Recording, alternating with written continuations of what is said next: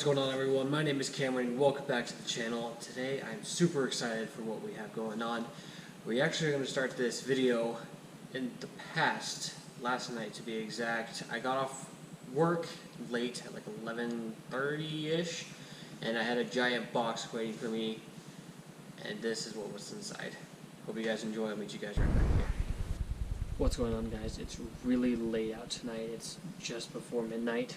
Just got out from work, and this is going to be part of another video, but I just wanted to take this time to go ahead and reveal the part that I've been waiting for. We had that whole episode about cleaning the interior out and getting it prepped for the surprise. Well, the surprise finally came. And it's not a small one. We're going to go ahead and hook you up to my little camera mount, and we'll go ahead and get this thing unboxed. This is not a small box. This is me standing next to it. It comes up to my stomach. That kind of gives away what it is now, doesn't it? I'm so excited. Let's get into it.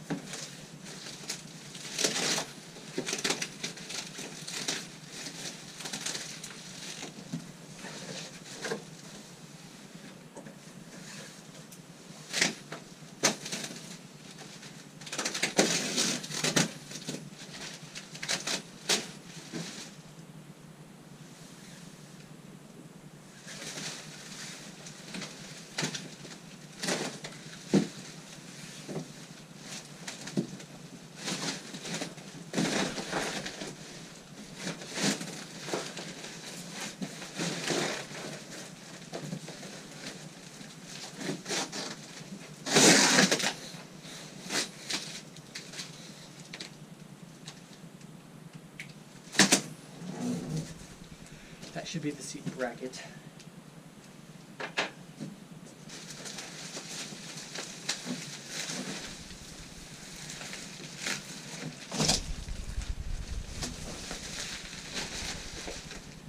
And that's the main thing.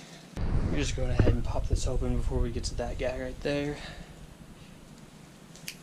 It's not very easy to do it in a small room, but I was so excited we had to get into it.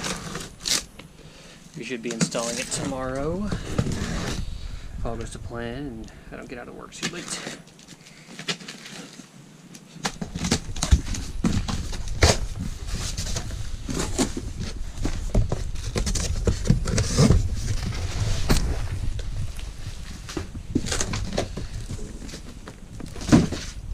Get that out of here.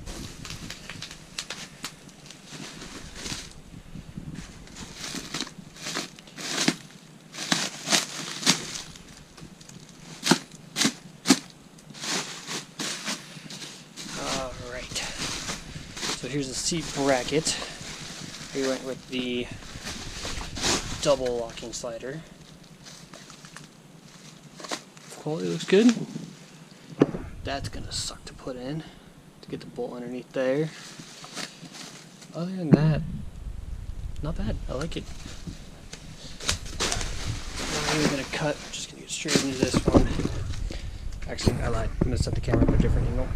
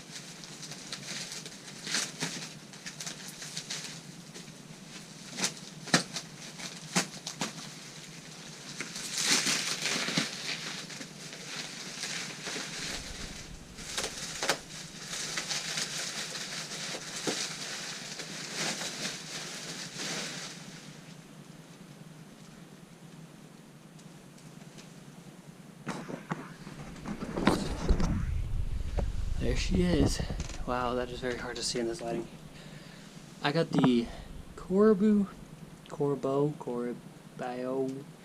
Forza racing seat with the double locking slider. I'm so excited to get this installed in the car. I couldn't wait to unbox it.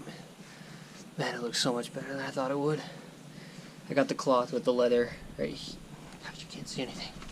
With the leather along the sides here for the high wear areas. It looks so good.